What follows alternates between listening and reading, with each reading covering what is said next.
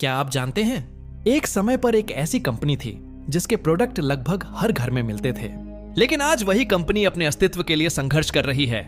ये कहानी है एक ऐसे इंसान की जिसने गरीबी से उठकर दुनिया की सबसे बड़ी इलेक्ट्रॉनिक्स कंपनी खड़ी कर दी और फिर उसी कंपनी ने धीरे धीरे अपनी पकड़ खो दी। ये कहानी है पैनासोनिक की। नमस्कार दोस्तों, मेरा नाम है जयपाल। आप सभी का स्वागत है। व्यू ऑन में वीडियो अच्छी लगे तो लाइक और शेयर करना ना भूलें। चलिए वीडियो स्टार्ट करते हैं। इस कहानी की शुरुआत होती है 1894 में जन्मे एक लड़के से। नाम था कोनोसुके मत्सुशिता।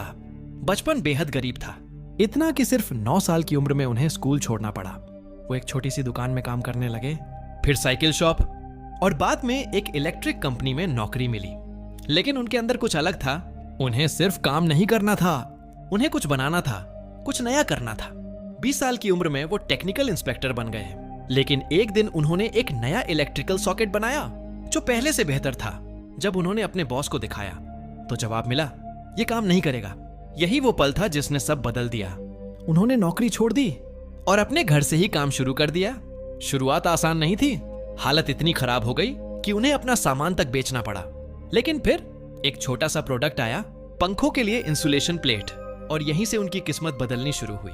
1918 में उन्होंने अपनी कंपनी शुरू की जो आगे चलकर बनी पैनासोनिक। कोनोसुके मत्सुशिता की सबसे बड़ी ताकत क्या थी? वो लोगों की जरूरत समझते थे। उन्होंने ऐसे प्रोडक्ट बनाए जो रोजमर्रा की जिंदगी को आसान बनाते थे। 2-वे सॉकेट, अटैचमेंट प्लग और एक खास साइकिल लाइट। शुरुआत में वो साइकिल लाइट फ्लॉप हो गई, लेकिन उन्होंने हार नहीं मानी। डिजाइन बदला, मार्केटिंग सुधारी और वही प्रोडक्ट सुपरहिट बन गया। 1929 में उन्होंने कंपनी का पूरा सिस्टम बदल दिया, मैन्युफैक्चरिंग और सेल्स को जोड़ दिया, जो उस समय एक बहुत बड़ा कदम था। फिर आया वर्ल्ड वॉर 2। इस युद्ध ने कंपनी को बुरी तरह प्रभावित किया। युद्ध के बाद जापान पर नियंत्रण के दौरान कोनोसुके मत्सुशिता को अपनी ही कंपनी से हटाने का आदेश दिया गया। लेकिन कुछ ऐसा हुआ जो इतिहास बन गया। 15,000 कर्मचारियों ने उनके समर्थन में आवाज उठाई और आखिरकार वो फैसला वापस लेना पड़ा। ये सिर्फ एक कंपनी नहीं थी, ये एक परिवार बन चुका था। 1950 के बाद का समय पैनासोनिक का स्वर्ण युग था। कंपनी ने लॉन्च किए washing machine, TV, fridge, rice cooker. हर घर में पैनासोनिक पहुंच गया। 1970 और 80 के दशक में यह कंपनी दुनिया की टॉप इलेक्ट्रॉनिक्स ब्रांड बन चुकी थी। लेकिन हर सफलता की कहानी में एक मोड़ आता है। 1979 में कोनोसुके मत्सुशिता का निधन हो गया और धीरे धीरे कंपनी बदलने लगी। इनोवेशन कम हो गया, पुराने तरीकों पर निर्भरता बढ़ गई।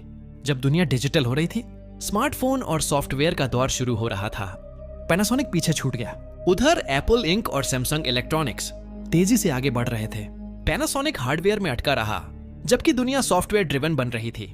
समय के साथ कंपनी को अपने कई बिजनेस बेचने पड़े, यहां तक कि उसे टेस्ला इंक में अपना बड़ा निवेश भी बेचना पड़ा। कई सालों में लाखों कर्मचारियों की छंटनी हुई।